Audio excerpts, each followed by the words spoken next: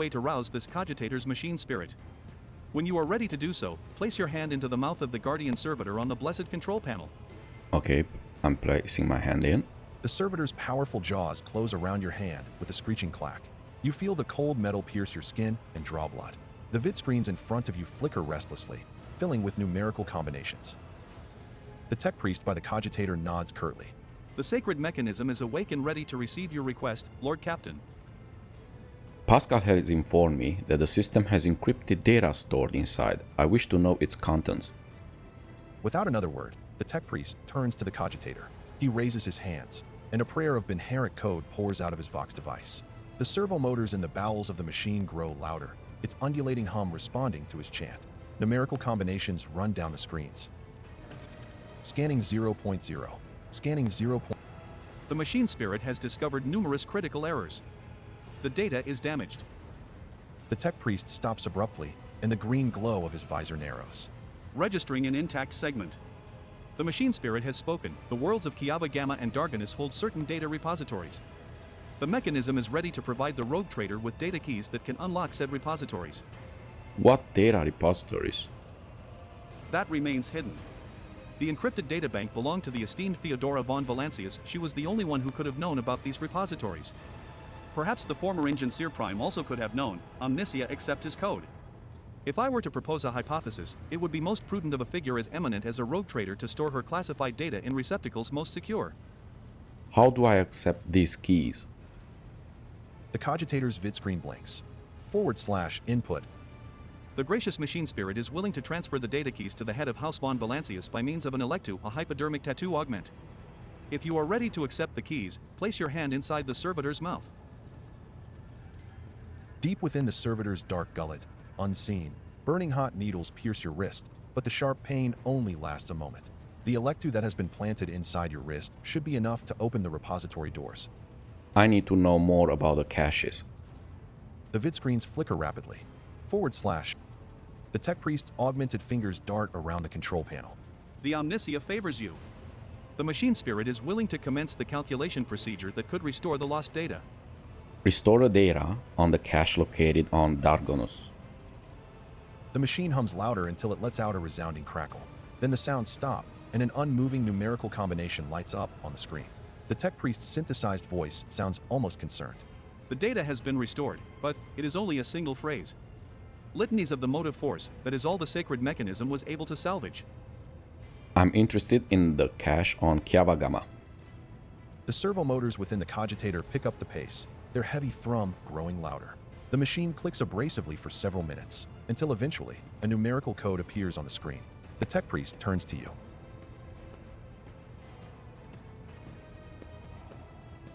Blessed are the omniscia's deeds.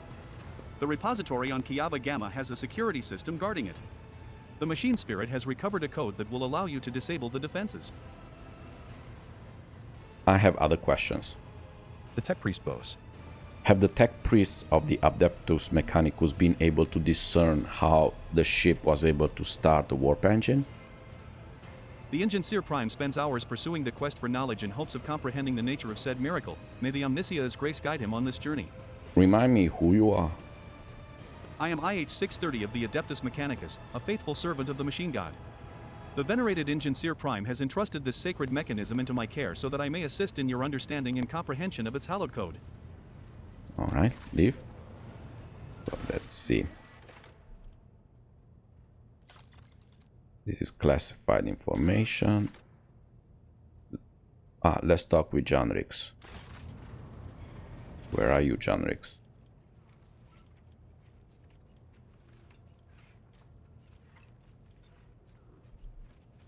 Here.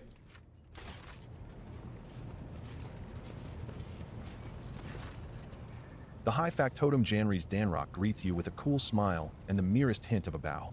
Pleasure to see you, Lord Captain. How may I be of assistance? Vigdis informed me about the problem with the servitors. What happened? You see, your lordship, the ship's servitors have been malfunctioning of late. They violate protocols, interrupt their tasks, observe crew members for long periods of time, and move erratically with no meaning or purpose. Janrys Danrock nervously pulls on his luxurious frock coat, as if it were uncomfortably tight. Had it been a routine technical fault, I would have decided the fate of these servitors myself, but I deemed it necessary to notify you. I do not wish to hide such irregularities from the Lord Captain. If you wish to observe the servitors' unusual behavior before you decide their fate, this can be arranged.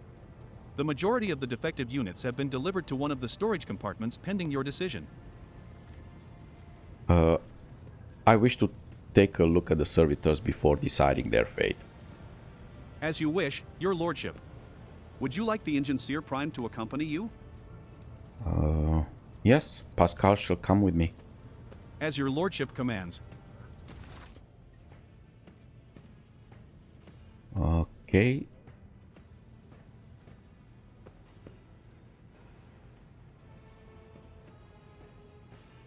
When his lordship arrived at the scene, he found the servitors in the same position that they assumed after they had been corralled into the bay, all standing in a long spiraling line and facing the center of their strange formation. The moment his lordship crossed the threshold of the bay gate, their bodies jerked into motion, all as one, as if obeying a command. The servitors turned to face the Lord Captain. The technomats tasked with overseeing the defective units even reached for their weapons, but then the servitors went still just as abruptly, staring at his lordship with vacant eyes. All present held their breath, disturbed by this sight. We waited for the Lord Captain to speak. His Lordship Rel von Valancius took several steps towards the servitors.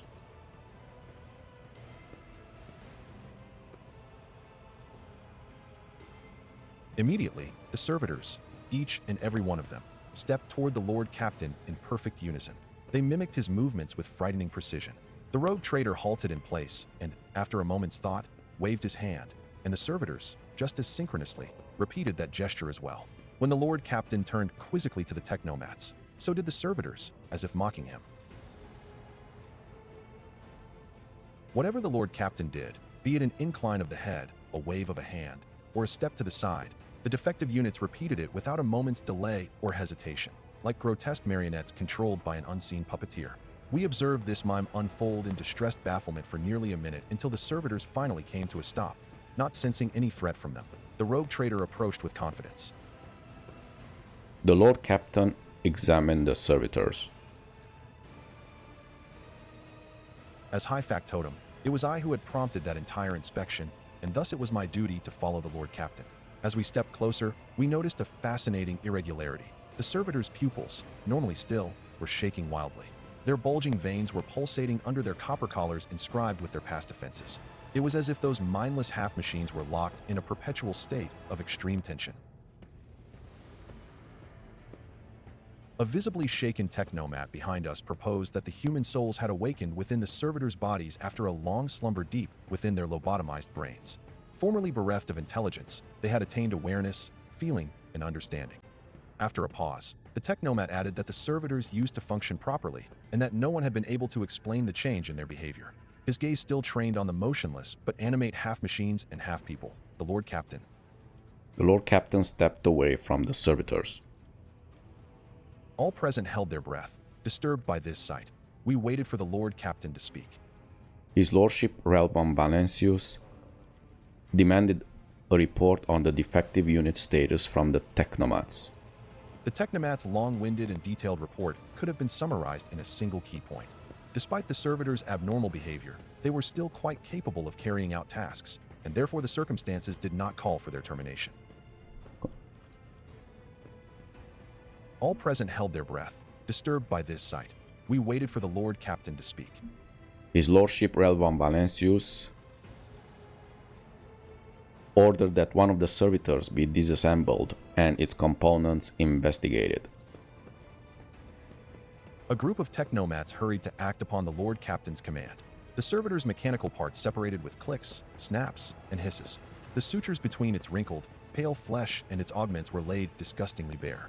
We watched the technomats do their work and could see every centimeter of the servitor's stiff muscles abounding with valves and cavities pierced by countless cords and tubes. The disassembly and analysis complete, the technomats concurred. The unit was in working order. Nothing in the dissected body that lay before us could provide any insight into the reason behind the defects. I should make note of one more thing. At that moment, all of us present discovered that not just the eyes, but the hands and heads of some of the servitors were now shaking too. It was as if the mechanized servants were overcome with some primordial terror. All present held their breath, disturbed by this sight. We waited for the Lord Captain to speak. The Lordship Ralph von Valancius turned to me to announce his decision. His lordship looked at me with unwavering resolve, and it was that confidence that wrenched me out of the nightmarish stupor that had me tensely observing the scene unfolding before me. The Lord Captain gave the order to dispose of the servitors so their human souls may be released, or to destroy the servitors for what's happening, or what was happening to them could spell horrific heresy, to leave the servitors to their work, for there was nothing in their behavior that the Lord Captain found alarming. Okay, dispose of the servitors so their human souls may be released from torment.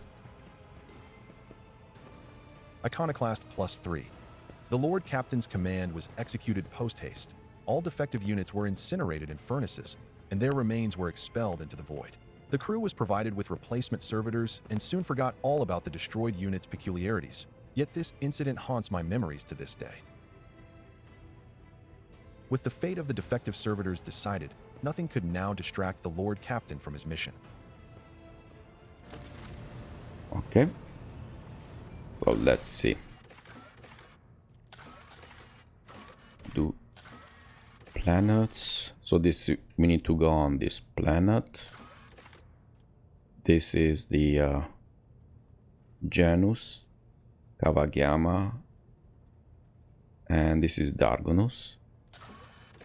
This is another planet for the arbitrator. This is Henrik's.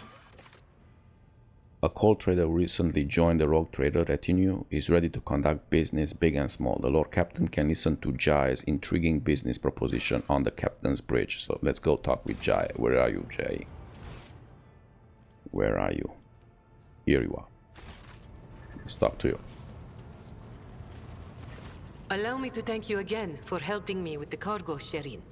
I am sure the Ashmags who squirreled away my goods won't give up so easily, and I'll hear more about their scheming yet.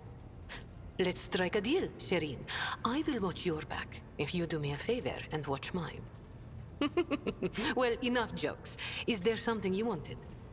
Was there some business you wish to discuss? Oh, Sherin, I did manage to spark your interest. Allow me to invite you to a more private place. My words are meant for your ears alone. Okay.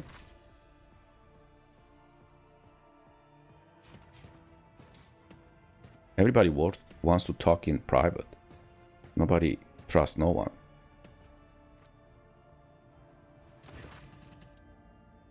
The flickering light of dozens of candles plays across Jay's face, making her small smile appear even more mysterious.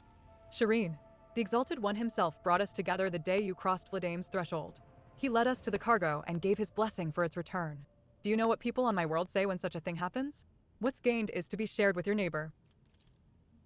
She points at the containers in front of her. One contains a polished Eldari rifle, a rare model, and the other holds an ornate sword. I am sharing what I've gained with you. Please accept these humble gifts in honor of our wildly successful, though suddenly struck, friendship. Ooh. Wondrous Porton. Oh, that's a big gun. It's a good one. Range 18. Oh, Kibela will love this. Hopefully. A truly wonderful gift. I accept it with gratitude. I knew you would appreciate the Xeno's mastery of their craft. Jay beams at you, curling a lock of black hair around an augmented finger. After a brief pause, she awkwardly continues. So, the matter I wanted to discuss with you is related to my business. You know that I sell Xeno artifacts to interested Imperial subjects and Imperial trinkets to Xenos. Business is going well. My network runs even without my participation. But when it comes to expansion, well, that is where I hit a wall. Rivals, envious of my success. Jay throws up her hands. Falco especially. I am certain the theft of the cargo was his doing, but I can never predict what that Ashmag will do next.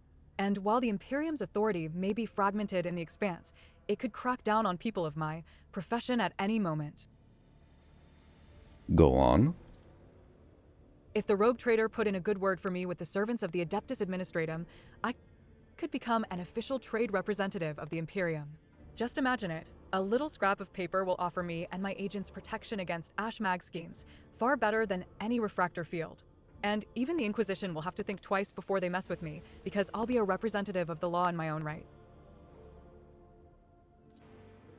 And the best part of all is that this will cost you precisely nothing, Shireen. All you have to do is stop by the Administratum Palace and obtain a certificate from the Master of Seals. My informants tell me that the palace is located on Dargonus, your capital world. You see how everything has aligned so wonderfully? And, of course, I will repay you in kind. How do I benefit from your gaining official status? Besides being in receipt of my eternal gratitude, Shireen, Jay playfully raises a brow. won't it be beneficial to have someone in your retinue with the weight of authority behind them, rather than just another pawn? One slip of paper, and I will be able to extend my network to systems far beyond footfall.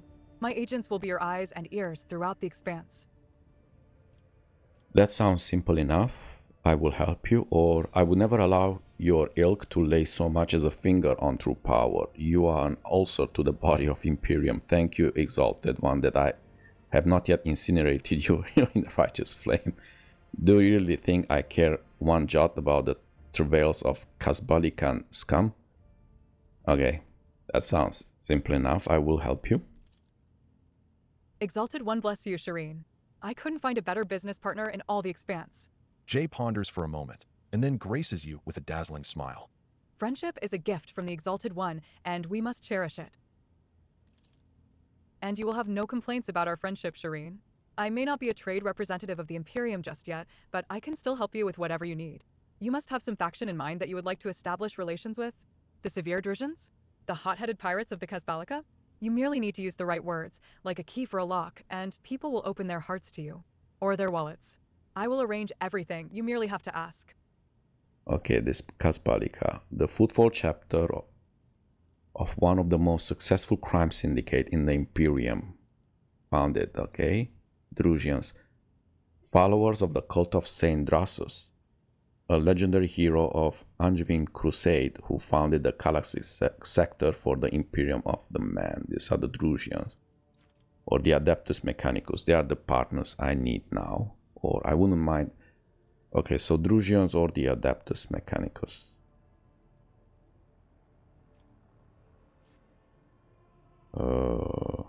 Yeah, let's go with Adeptus Mechanicus. Not a problem, Shireen. I will have my people put in a good word for you in the right circles.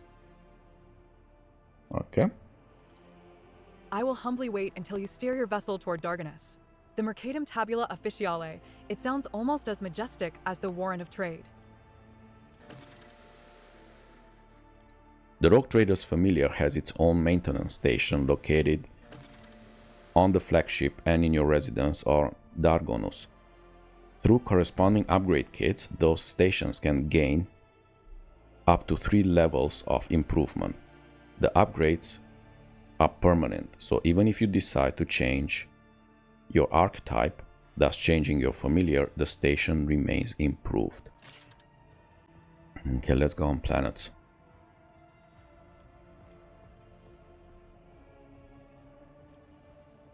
The voice ship bridge. Let's go.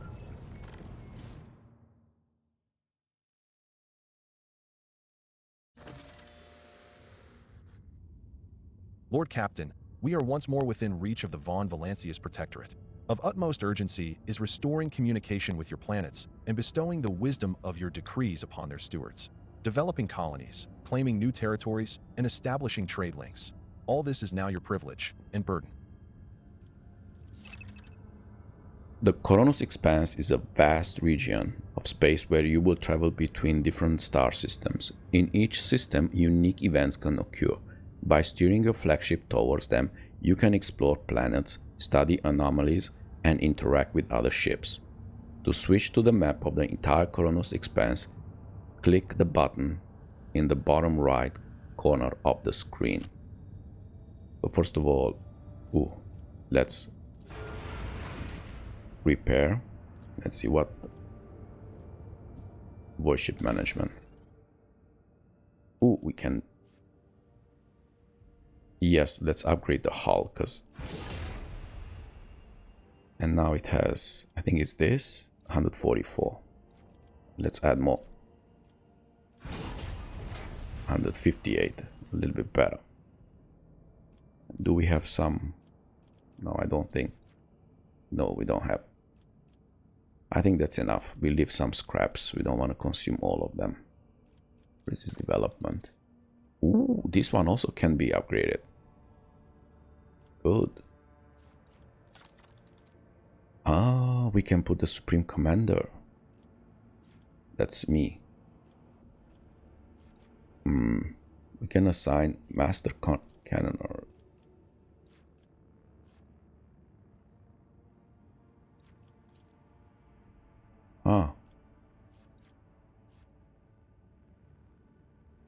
So this one says how much it's gonna be if we assign.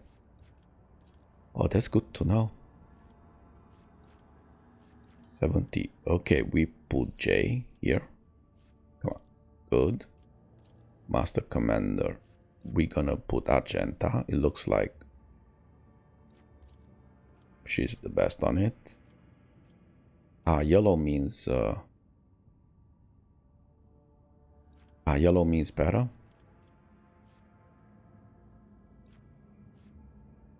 Hit chant allows the use of both abilities of one selected post. These are the benefits. Swing run. What does it mean, swing run? The flagship flies in a straight line, making a full U-turn at the end of its movement. Ooh. Or this one. Swing run. Focused efforts. Allows the use of both abilities on one select. Actually, I want this one. She already has it.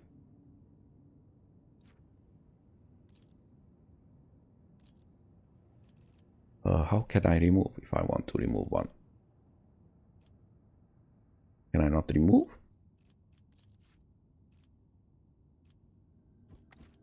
Curious, how can I? Like this.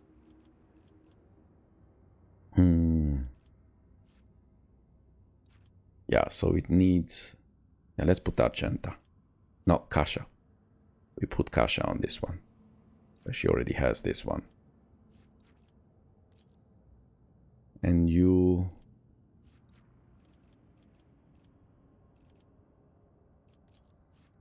Who has the torpedo control? Yeah. Looks like you have that. Here, Shield Master. Who is the best? So this one is Pascal. Shield poles versus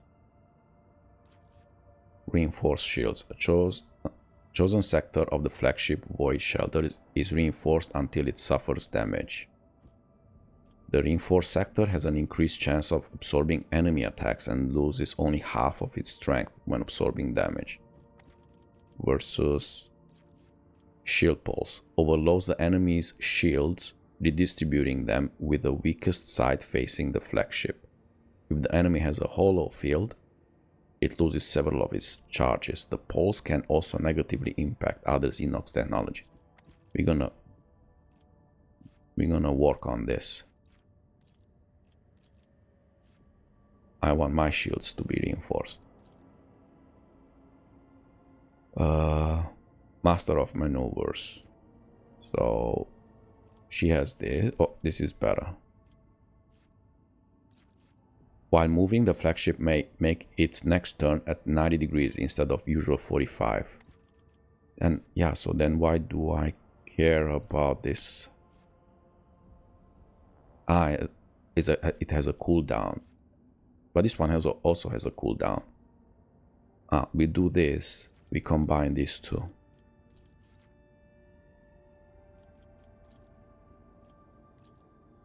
Warp channeler. I don't know if this, you see, I know for this will kick in, but I don't know if this will kick in yet. We're gonna learn as we go through. And this has shallow jump. The flagship makes a shallow warp jump in a... Okay, and this one has a warp wave.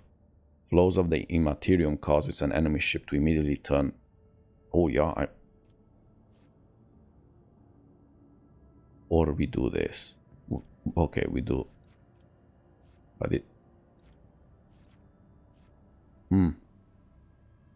If the enemy ship has suffers hull damage, this abrupt turn additional deals damage. Yes, I want this. Master of Etherics. Ooh. What do you have? The flagship's next shot gains 2 extra range, or vulnerability scan. Oh, you can scan for vulnerabilities. Okay, let's do this. No. You cannot assign the same. So, yeah. We need to put Ibella on this one. All features. These are the ones right now. It's fine. And let me guess.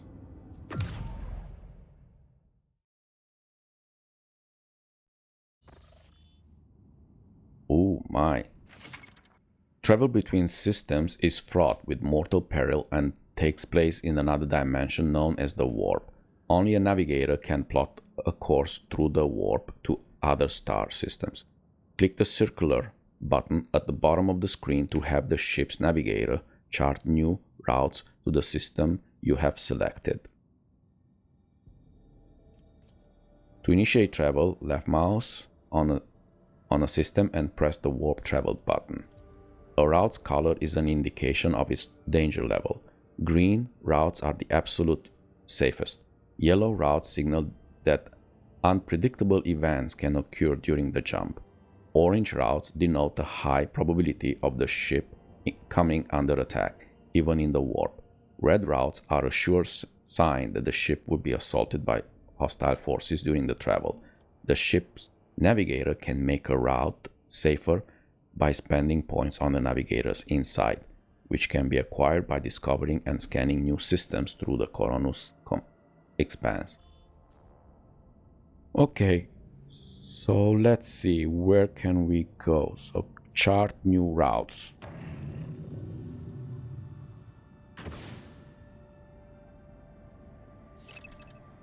Standard scanning could not reveal a route to the selected system, but you can still get there by spending points of navigators inside to plot a guaranteed direct path. Click mouse button on the system and use navigators inside to chart. So navigator inside is a special resource acquired by exploring the Coronus expanse, by scanning new systems anomalies or participating in non-combat space events. The navigator of the flagship uses it to build new warp routes as well as to make them more stable and safe in as much as possible. Okay. Oh my god, this is big. So what do we have? Ooh, this is big. So these are... we don't know. This is Janus. This is the Mundus. This is Dargonus. And this must be the industrial. Yeah, the Kiava. So this here, we can simply go and explore. Let me see. If we come all the way, let's say here, it's gonna be 1. Here is gonna be 1. What about here? It's gonna be 3. 3, 1. This one is safe. This one is 1 to make it safe. Okay, let's go to Janus.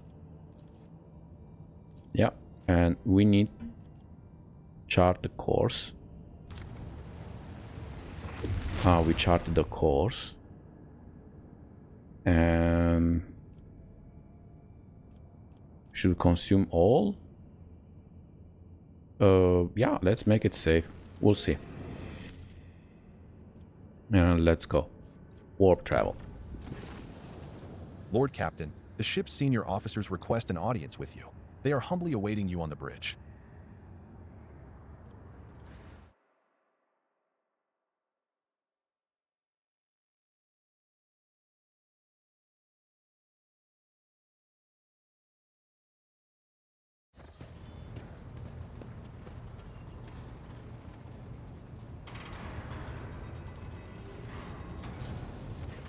Lord Captain, if I may request your attention for a moment, I must report a series of highly dangerous violations that have taken place in the fuel compartment.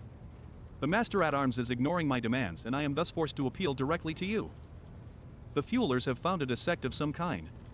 This group practices fire worship of the Emperor and has been burning promethium near the fuel lines. I beg you to stop this madness before we all go up in flames. I should point out that there have been no incidents in the fuel compartment so far, and that the beliefs of this sect do not affect the obedience of the workers or their efficiency in any way. All assemblies are conducted strictly after hours with the permission of their superiors. However, if you find their practices unacceptable, we will put a stop to them immediately. I don't see any problem, it's after hour. So what? They are burning my promethium? The amount of residue accumulated in the drainage tanks was so laughably small that it was not even worth recording. If there were any real misappropriation of the ship's resources happening here, I would have already punished those involved, Lord Captain. The last sentence carries a faint note of regret. Does the ecclesiarch, he, recognize this cult, or is it considered heretical? This matter is beyond my purview. Let Confessor Adalbert be the judge of such business. A plump, rosy-cheeked old man steps forward, his voice deep and sonorous. The Emperor protects, your lordship. I can assure you that there is no heresy festering in the fuel compartment. The sect of the Fire Prophecies has been tested for purity and found to be in accordance with the creed. Their leader, who calls himself the Oracle of Fire, is devout and submissive to his servants. They do not twist the sacred teachings, and as for their chosen forms of worship, these are neither rare nor remarkable. Many such minor cults exist in the Imperial